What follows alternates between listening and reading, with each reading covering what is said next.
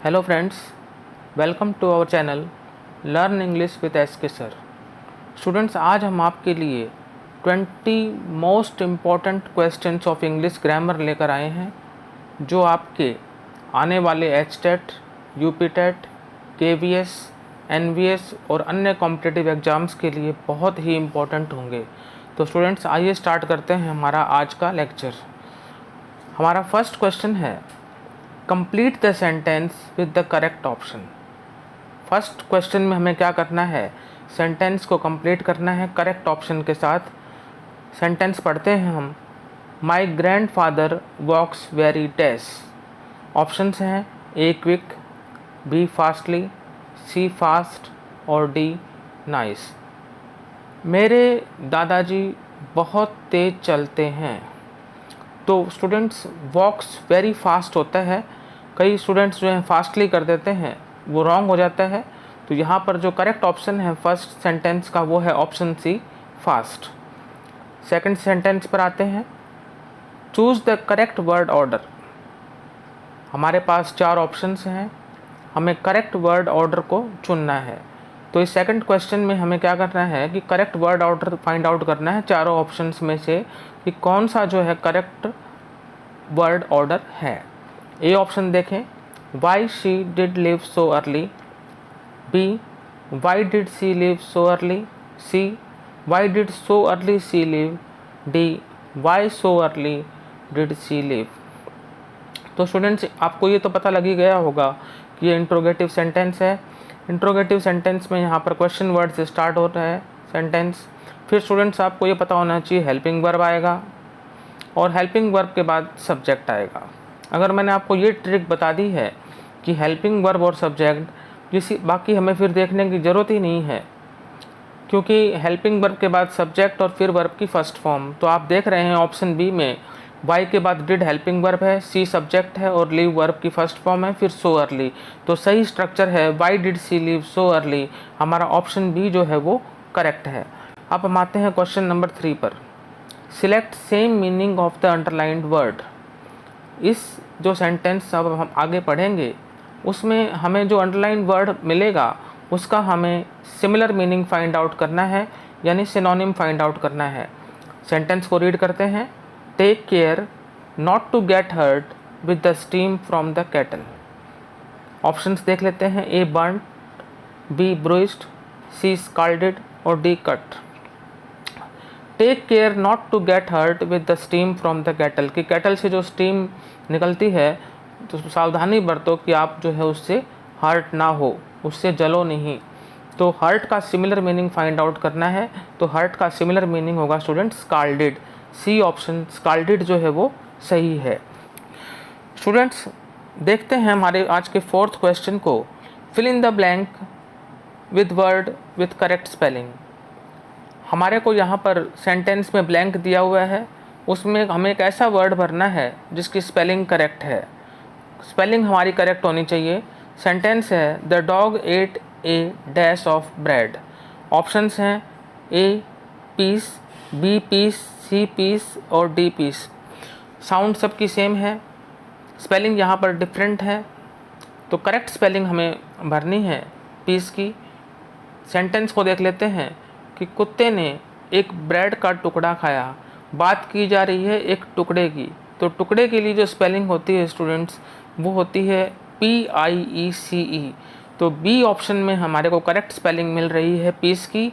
D option में भी हमारा जो स्पेलिंग तो पीस की ठीक है, लेकिन पीस का मतलब शांति होता है, जबकि अगर हम देखें तो इस सेंटेंस में जो शांति से कोई लेना देना नहीं है, क्योंकि कुत्ते ने एक ब्रेड का टुकड़ा खाया है, बात की जा रही है टुकड़े की। तो टुकड़े के लिए जो होता है स्पेलिंग पीस की, वो होती है PIECE। ए ऑप्शन में और सी ऑप्शन में स्पेलिंग रॉन्ग है, तो करेक्ट ऑप्शन है बी पीस, PIECE। कुत्ते ने एक ब्रेड का टुकड़ा खाया। 5th क्वेश्चन की तरफ चलते हैं। Which is the longest pause. सबसे लॉन्गेस्ट पॉज कौन सा है। निम्नलिखित जो ऑप्शंस हैं उसमें हमें ये देखना है कि सबसे लॉन्गेस्ट पॉज कौन सा है। ए जो है एपोस्ट्रॉफी है, बी जो है वो डैश है, सी हाइफन है और डी फुल स्टॉप है। तो स्टूडेंट्स, जो यहाँ पर लॉन्गेस्ट पॉज है वो होता है dash. DASH. B option is the right answer.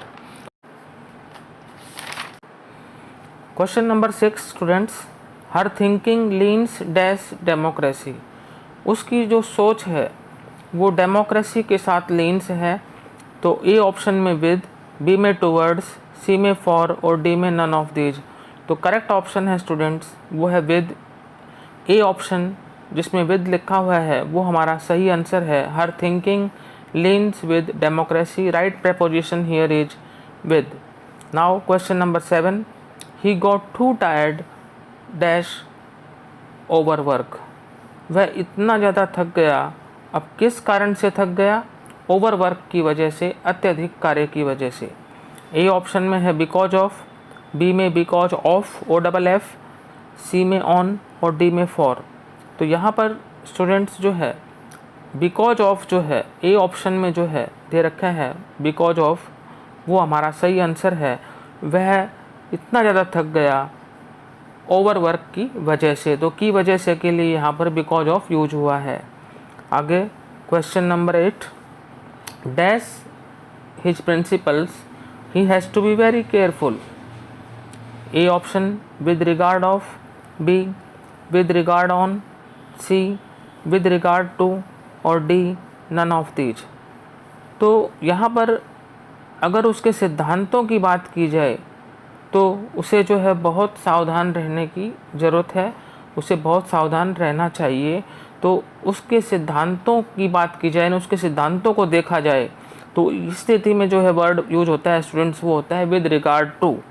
Option C with regard to सही है। Now question number 9. Building has been built dash the new plan. A option है accordance to, B in accordance with, C for और D about. Building का निर्माण किया गया है, किसके अनुसार किया गया है? नई प्लान के साथ, न्यू प्लान के साथ, नई योजना के साथ। तो उसको लिए जो इंग्लिश में हम वर्ड यूज़ करते हैं वो करते हैं in accordance with. Building has been built in accordance with the new plan. Our option B in accordance with is correct. Now coming to question number 10. He crossed the broken bridge dash warning.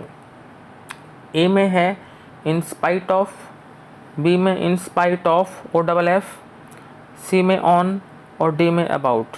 उसने टूटे हुए पुल को पार किया चेतावनी के बावजूद, यानी उसने चेतावनी के बावजूद टूटे हुए पुल को पार किया। तो के बावजूद के लिए जो स्टूडेंट्स यहाँ पर यूज होगा वो होगा इन spite of. In spite of जो है वो ए ऑप्शन में दे रखा है, वो हमारा करेक्ट आंसर है। Now coming to question number 11. The train dash as fast as the bus. A option went, B running, C moved, D going. जो ट्रेन है वो बस के जितना ही तेज़ चलती है, गाड़ी जो है बस के जितना ही तेज़ चलती है। आप देख रहे हैं यहाँ पर ब्लैंक के बाद एज है, तो एज का मतलब यही होता है कि भाई ये कोरिलेटिव कंजंक्शन यूज किया गया है। तो सिमिलर चीज़ के लिए कि भाई उतनी ही तेज़ गाड़ी चलती है जितनी की बस चलती है, तो उतना ही और जितना की बात हो रही है। तो लेकिन यहाँ पर आप देख रहे हैं कि जो टेंस है वो प्रेजेंट इंडेफिनिट है। ट्रेन के साथ वर्ब की फर्स्ट फॉर्म प्लस SEIS लगेगा, तो यहाँ पर मूव के बाद S लगेगा। तो the train moved as fast as the bus. Option C moved is the right answer. Now coming to question number 12. He was seen dash to the school. उसे school जाते हुए देखा गया। ए ऑप्शन में went, B में going, C में gone, D में गो। तो यहाँ पर आप देखेंगे कि उसे स्कूल जाते हुए देखा गया मीन्स कोई कार्य होते हुए देखा गया। तो यहाँ पर जो गोइंग का यूज हुआ है स्टूडेंट्स वो प्रेजेंट पार्टिसिपल के रूप में यूज हुआ है। तो बी ऑप्शन जो है गोइंग वो सही है। Now 13th question. She dash in the sun for 1 hour. A option में सिटिंग, बी में हैज बीन सिटिंग, सी में हैज बीन सिट और डी में हैज सिट। स्टूडेंट्स यहाँ पर आपको सबसे पहले तो फाइंड आउट करना है टेंस। आप देखेंगे लास्ट में फॉर 1 आवर दिया हुआ है। फॉर 1 आवर देखते आपको ये पता लग जाता है कि ये परफेक्ट कंटिन्यूस टेंस है। और परफेक्ट कंटिन्यूस टेंस में भी अगर आप फिर ऑप्शंस में जाके देखते हैं तो सिर्फ एक ही टेंस दे रखा है परफेक्ट कंटिन्यूस में, वो है प्रेजेंट परफेक्ट कंटिन्यूस। तो वो 1 घंटे से धूप में बैठी हुई है, तो सीधी सी बात है प्रेजेंट परफेक्ट कंटिन्यूस टेंस में has, have, oblique been plus verb की फर्स्ट फॉर्म प्लस आईएनजी का यूज होता है। तो हैज बीन सिटिंग जो है ऑप्शन बी में वो हमारा सही आंसर है। Now question number 14, dash it help you in your studies, क्या ये तुम्हारी पढ़ाई में हेल्प करेगी? ये आपका इंटरोगेटिव सेंटेंस है और फ्यूचर इंडेफिनिट टेंस का सेंटेंस है। तो ए ऑप्शन में विल, बी में वाज, सी में इज, डी में आर। जैसे मैंने आपको बता दिया कि फ्यूचर इंडेफिनिट का सेंटेंस है, इंटरोगेटिव सेंटेंस है, और डैश के बाद आप देख रहे हैं इट सब्जेक्ट है, और फिर जो है क्या लगा हुआ है, हेल्प। हेल्प वर्ब की फर्स्ट फॉर्म है, तो फ्यूचर इंडेफिनिट में विल शैल प्लस वर्ब की फर्स्ट फॉर्म लगती है, तो विल यहाँ पर स्टार्टिंग में लगेगा। 14th का ए ऑप्शन विल राइट है। Now 15th question, I dash never seen such a picture before. A option में डिड, बी में वाज, सी में हैव, डी में हैज। तो आप देखेंगे यहाँ पर 15th जो यहाँ पर क्वेश्चन है हमारा कि मैंने ऐसी पिक्चर पहले कभी नहीं देखी है, यानी मैं ऐसी पिक्चर जो है पहले कभी नहीं देख चुका हूँ। तो जब भी आप देखें कि डैश के बाद यहाँ पर जैसे नेवर सीन है, फिर लास्ट में बिफोर है, सीधा पता लग जाता है कि ये प्रेजेंट परफेक्ट टेंस है। प्रेजेंट परफेक्ट में हैज, हैव प्लस वर्ब की थर्ड फॉर्म लगती है, और नेवर को हम बीच में लेंगे यहाँ पर has, have plus third form के बीच में। तो आई के साथ हैव लगता है, हैज लगता नहीं है। तो यहाँ पर क्या आएगा स्टूडेंट्स, ऑप्शन सी जो है हैव वो राइट है। I have never seen such a picture before. Students, coming to question number 16, words of same sound is. जो वर्ड्स सेम साउंड के होते हैं, उनकी साउंड सेम होती है, उनको क्या कहते हैं? ए में साउंड नेम्स, बी में एंटोनिम्स, सी में होमोनिम्स, और डी में none of these. Students, words of same sound are called homonyms. Option C homonyms is the right answer. Now question number 17, sounding the same but spelled differently. कि ऐसे word जो जिनकी sound जो है वो तो सेम है, लेकिन उनकी जो स्पेलिंग है वो अलग है। ए सिम्फोनियस, बी होमोफोनस, सी सिनोनिम्स, और डी जो है सेमिनिमस। तो स्टूडेंट्स, इसका जो सही आंसर है वो है B homophones. Sounding the same but spelled differently, they are called homophonous. Option B is the right answer. Now question number 18, choose the correct answer. A, my friend has got a new job. B, my friend has got a new work. C, my friend is got a new job. D, my friend did got a new job. तो students, जो हमारा सही sentence है यहाँ पर वो है my friend has got a new job. मेरे मित्र को एक नई नौकरी मिल गई है। A option, my friend has got a new job is correct. Now question number 19, choose the correct sentence. A option, do you like a glass of water? B, would you like a glass of water? C, would you like the glass of water? D, do you like the glass of water? Students, यहाँ पर आप देखेंगे कि पूछा गया है हमसे कि क्या आप एक गिलास पानी पीना चाहोगे। तो इससे आपको सेंस क्लियर होगी कि यहाँ पर जो हमारा सेंटेंस स्टार्ट होगा वो मॉडल ऑक्सिलरी से होगा। मॉडल ऑक्सिलरी यहाँ पर क्या है, वुड, और वुड यू लाइक बी और सी में है। अब बाकी हमें जाना ही नहीं है ए और डी में, बी और सी में पूछा गया है कि क्या आप एक गिलास पानी पीना चाहोगे। यहाँ पर कोई पर्टिकुलर ग्लास की बात नहीं की जा रही है। पर्टिकुलर ग्लास की बात की जाती तो द आता, और पर्टिकुलर की बात ना की जाए यानी इनडेफिनिट की बात की जाए तो फिर ए आता है। तो B option, would you like a glass of water, is our correct sentence. Now our last question for today, antonym of imperil is। imperil का हमसे एंटोनिम पूछा गया है कि इसका विपरीतार्थक शब्द क्या है। तो स्टूडेंट्स, imperil के जो एंटोनिम फाइंड आउट करने से पहले एक बार ऑप्शंस पढ़ लेते हैं। सेफगार्ड, बी एंडेंजर, सी हैजार्ड, डी जियोपार्डाइज। इम्पेरिल का मतलब स्टूडेंट्स होता है खतरा। जो एंडेंजर जो आप पढ़ रहे हैं बी ऑप्शन में, वो इसका मीनिंग है।